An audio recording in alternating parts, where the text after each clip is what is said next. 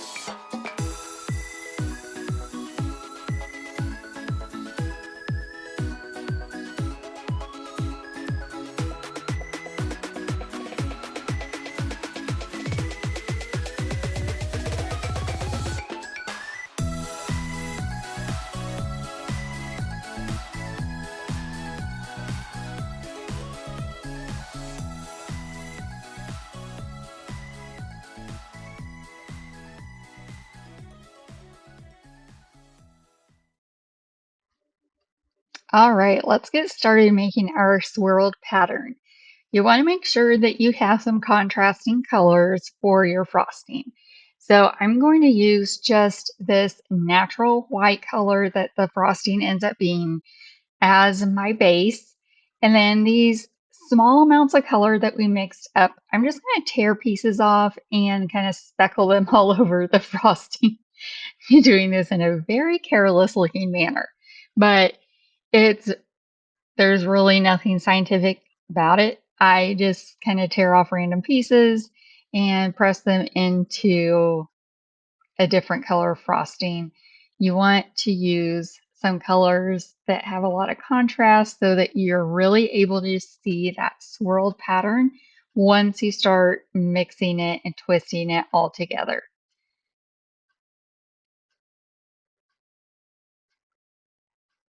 So, yep. So then what I start doing is just kind of kneading it and folding it together until I have them swirled up some.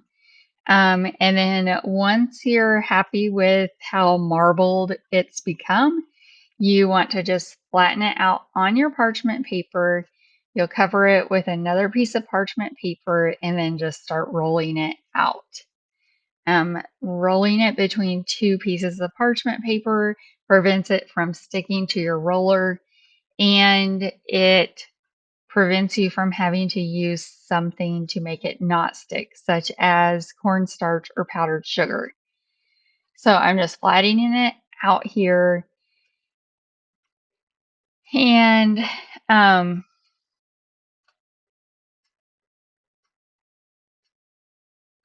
oh, guess I decided this needed some more color to it. And that's the thing, is that once you flatten it out when it's swirled and with your leftover scraps and you mix those up again to cut out another piece, it will start forming a more uniform color. So you can always keep a few pieces of the contrasting color over to the side and add it in as you go to kind of keep that swirled pattern going.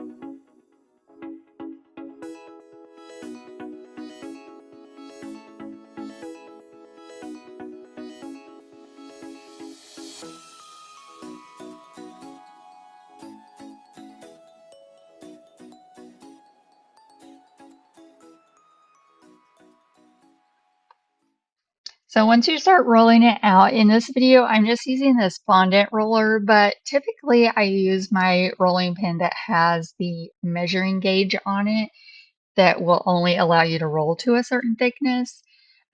Generally, I roll mine out to about 1/8 of an inch. Now, if you're going to use a texture mat, you need to consider how deep the texture is on your mat. If you are working with a mat that has some pretty significant um, detailed, deep pockets in it, you're going to want to roll it out a little bit thicker than normal. Usually if I'm just using it flat, I roll it to an eighth of an inch. For this, I would probably do closer to a fourth of an inch.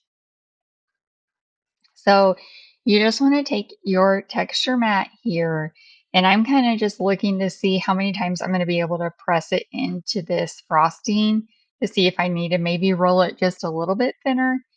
Um, but you can see the powder over to the side. That is just some cornstarch, and I just use a um, brush. It kind of looks like a puffy makeup brush, and lightly dip it in that cornstarch. And then you just kind of pound it into your texture mat. And that way, when you press it into your frosting and lift it up, it won't stick. Now, if you press it in and you start lifting it up and it does stick, do not worry. Don't continue lifting it up. I would just put it back down and then put it on a cookie sheet and pop it in the fridge or refrigerator for just a few minutes. Take it out, and your texture sheet should come off smoothly without any trouble. So the cookies I'm using for this are the scalloped edge circle. So I'm using the same cookie cutter I used on my cookies for my frosting. And that is the beautiful thing about using rolled buttercream is you get perfect edges for your cookies. As long as you're using a recipe that's a no spread recipe, then you're going to end up with perfectly frosted cookies that have a beautiful edge on them. So right now, since I've been working with this buttercream out for a while, it is very soft. So I would not try to pick this up off of the parchment paper at this point.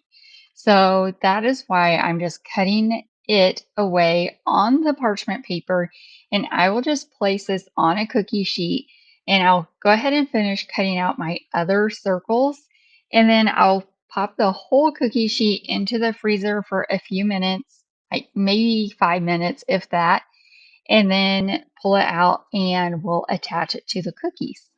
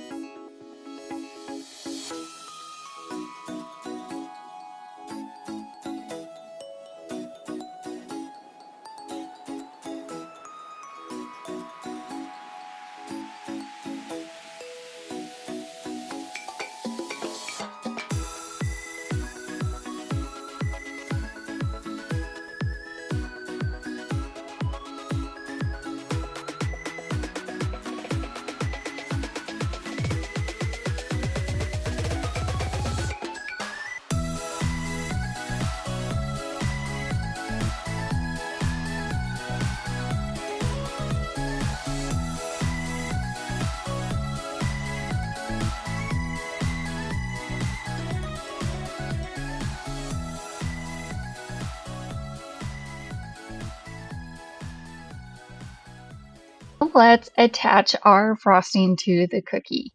There are a few ways to do this, but my favorite way is just to use some royal icing mixed with some corn syrup and put it in a piping bag like you see here.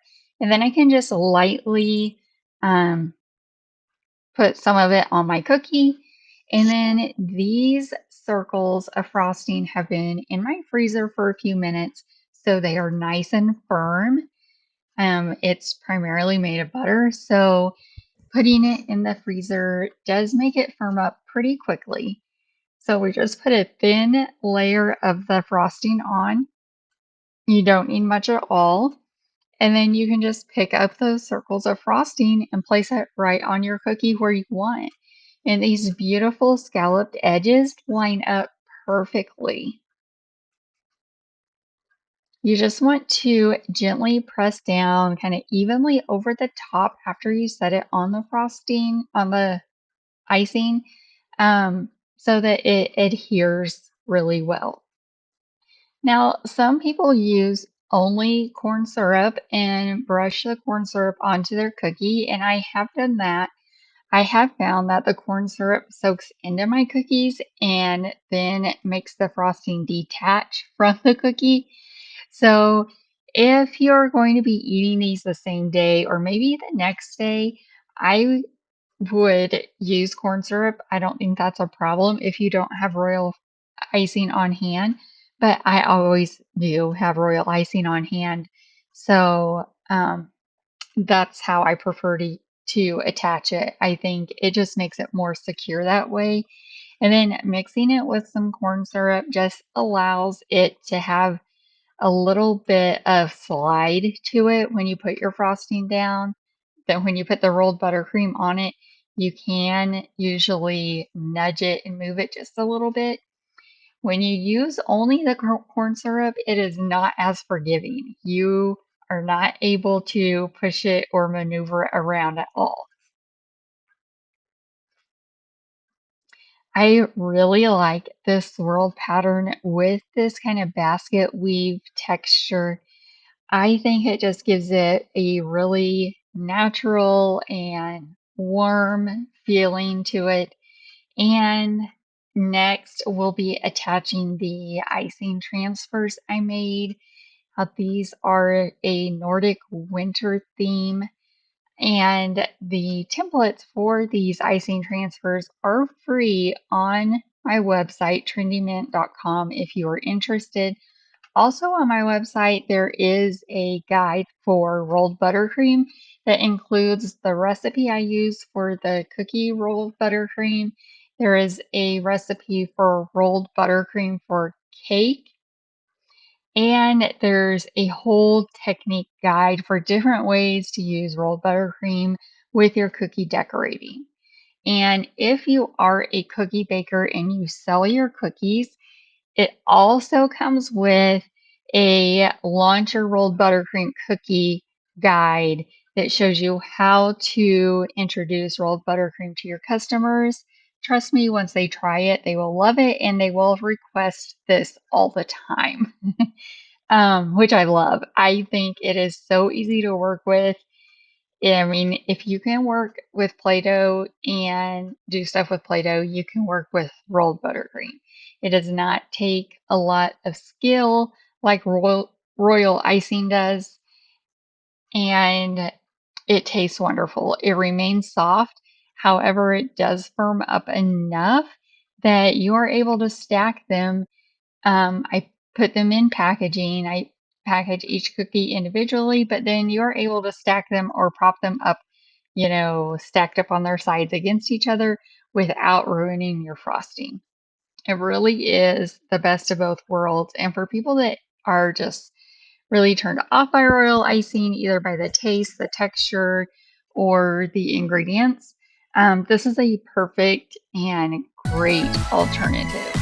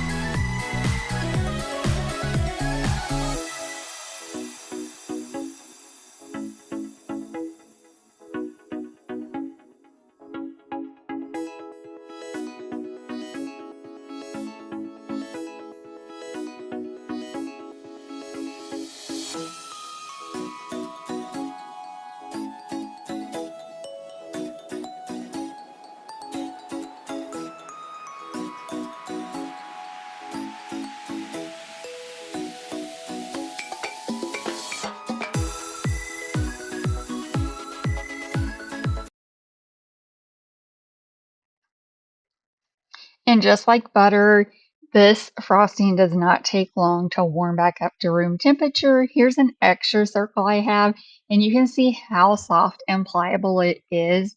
It definitely is not as pliable as fondant, but it is delicious for one, and it's so easy to work with, and it just has that nice, soft bite to it when you eat it. It is truly delicious. If you have not tried it, you definitely need to check it out.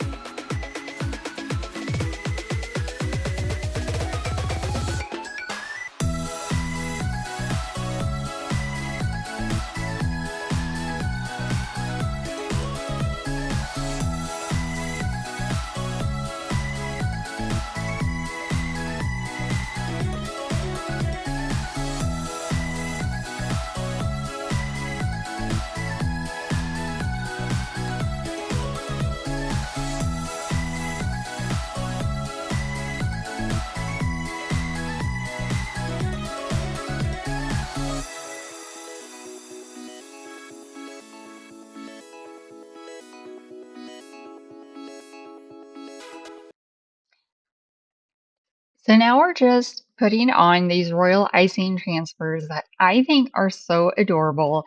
If you missed it earlier when I said the template for these transfers are available on the website trendymint.com for free. Yes, for free. There are lots of templates that are free. So just go on there, add whatever you want to your cart, check out. It will be zero amount due. You don't have to put in any payment information, and then you can just download everything, print it, use it however you would like it, have fun with it. I'm just piping on the little antlers on this little reindeer girl. I think she's so cute. I love the colors of these transfers. It's just a cute Nordic winter look. And I like the little mushroom added in on the one also. I'm just using that same royal icing combination and just putting a very, very thin layer on the back of the transfers and then pressing it onto the buttercream. You don't want to press it into the buttercream, just on top, just enough so that it sticks. If you put too much pressure on these transfers, they will break.